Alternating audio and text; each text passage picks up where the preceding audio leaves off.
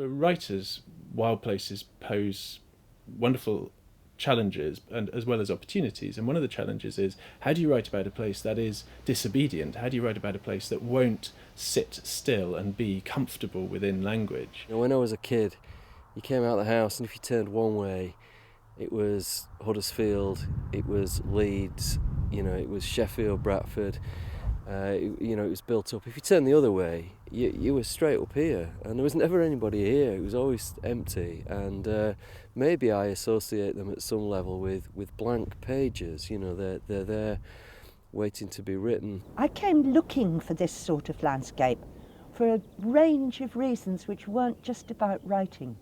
They were about spirituality, about my own kind of religious convictions, about silence, about the way silence affects character, and this landscape was chosen to be silent, not to be a writer landscape. It's that feeling of wilderness that I suppose I'm drawn towards. It's that interrelationship of sort of man's thumbprint imprinted on these places that retain both that sort of wild beauty, but also that wild threat. There's an old romantic tradition, which is that wild places make you feel at once astonishingly aware of yourself, but also lost and vanished. The odd feeling about being up here in this landscape is one of being lost and uncertain, but you also feel very conspicuous. So it's pretty rare that I come up here and go home without a poem, even though to the outside eye there's nothing here.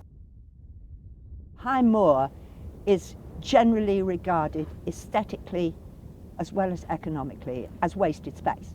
Nobody thinks this is beautiful, so I can write truthfully that it's beautiful. That's a problem about what's truthful. I mean, I'd like to make it truthful for people.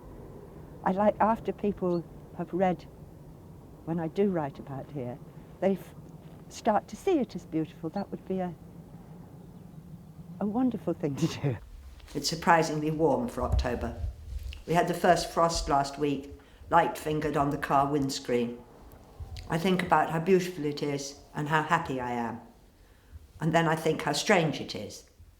How strange that I should be so happy, sitting here in the golden morning with nothing in my diary for the next fortnight, and no one coming, and me going nowhere, except perhaps into the hills or down to the coast to walk.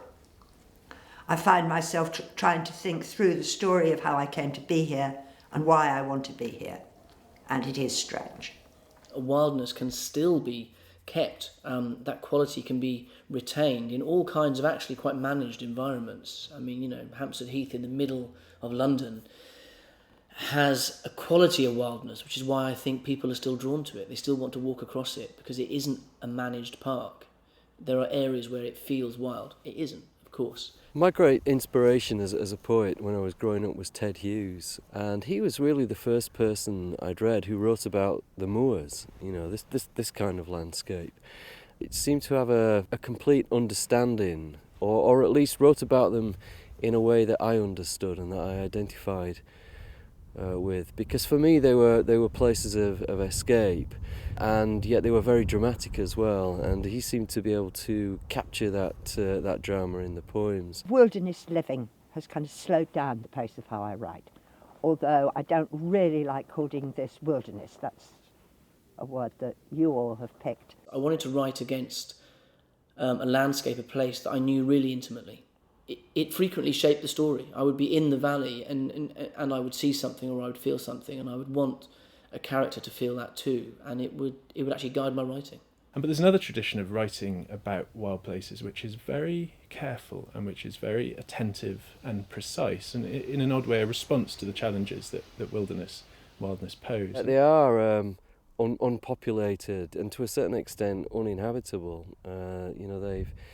They've seen people off these moors, so you can't help feel, certainly when you're out there in bad weather, that you are being personally challenged.